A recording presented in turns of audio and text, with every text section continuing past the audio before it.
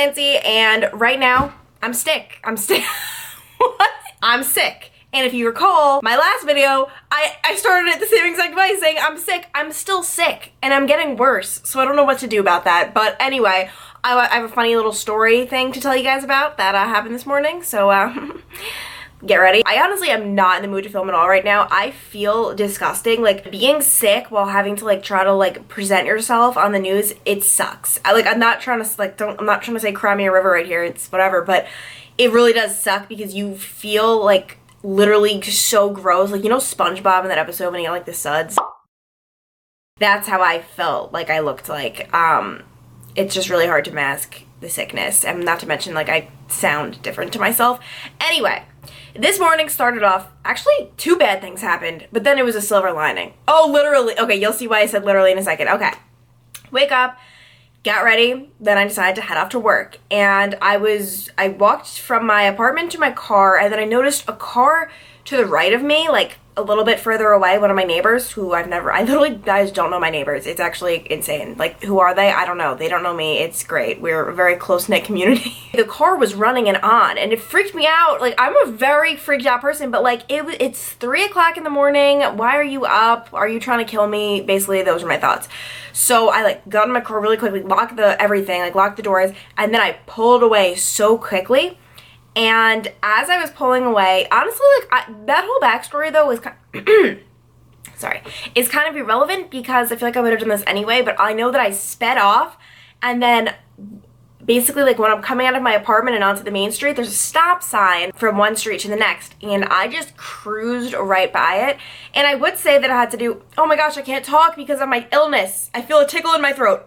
Please no, please no. So I would say it had to do with this, you know, this whole speeding off thing, but honestly, like, I feel like I run this stop sign all the time. That sounds really bad, but it's like, it's one of those stop signs where you can see cars.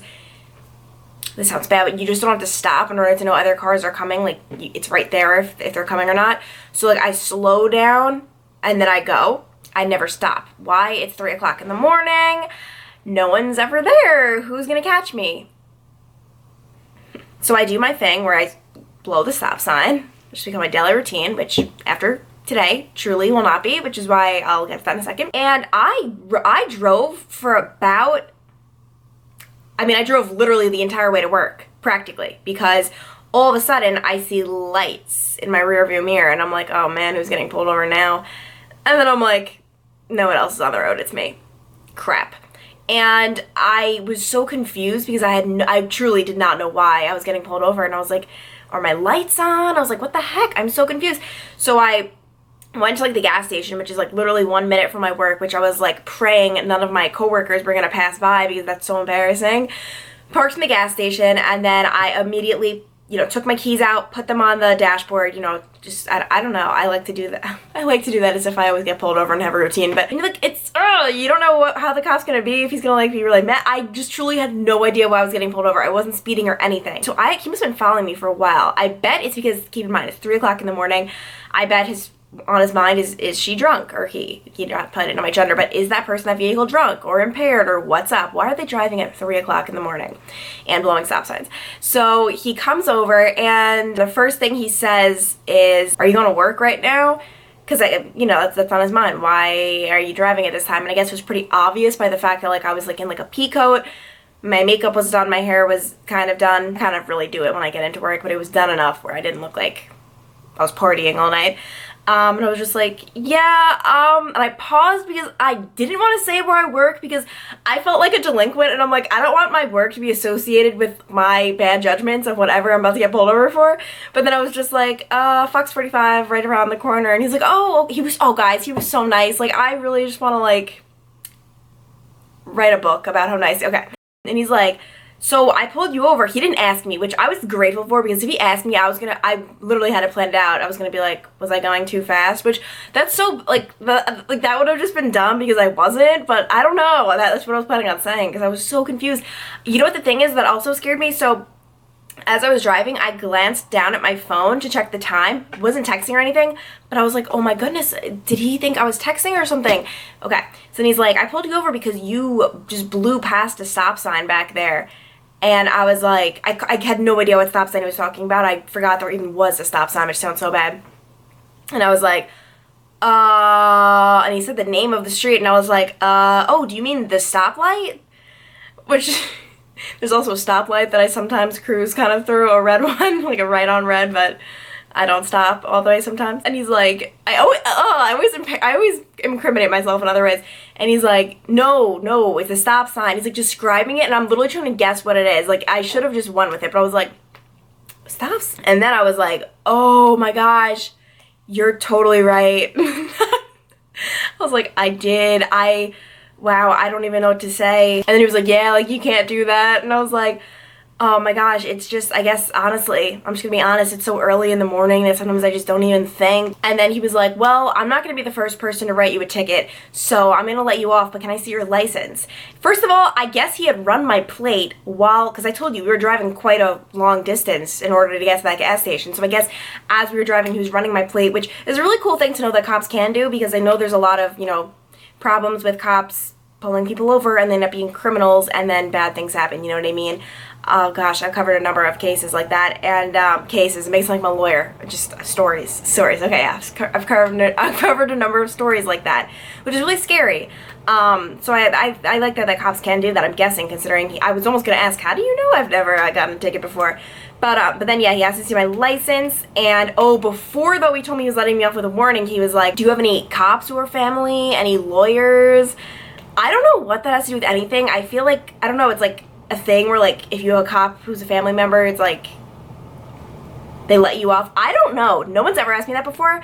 But I said, well, I'm from New York, but I have cops in my family. And then I was like, and my brother was a Marine. Like, so irrelevant, but I guess it just goes to show, like, you know, like, fighting for our country. I'm America. Please let me off. Yeah, and he's like, oh, nice. Like, it was just weird. And then, what else happened? Then he asked for my insurance, and, this was all after he was letting me off. But yeah, I'm just really grateful that he let me off, because let me tell you guys, like, the idea of writing tickets is so that people learn a lesson. You know what I mean? Like, you get a ticket, and then you never do that bad thing again.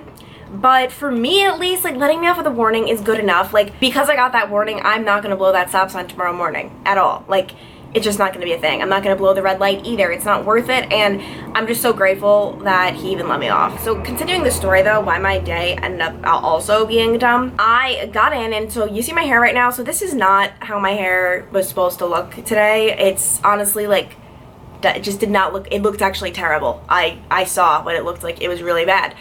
Because what I do is I actually put a texturizing spray in my hair and then I curl it. I don't like doing the reverse. I don't like curling like clean hair and then spraying it. I think it's disgusting, and I hate stiff hair. Even if it's curled, I do not want my hair to be stiff.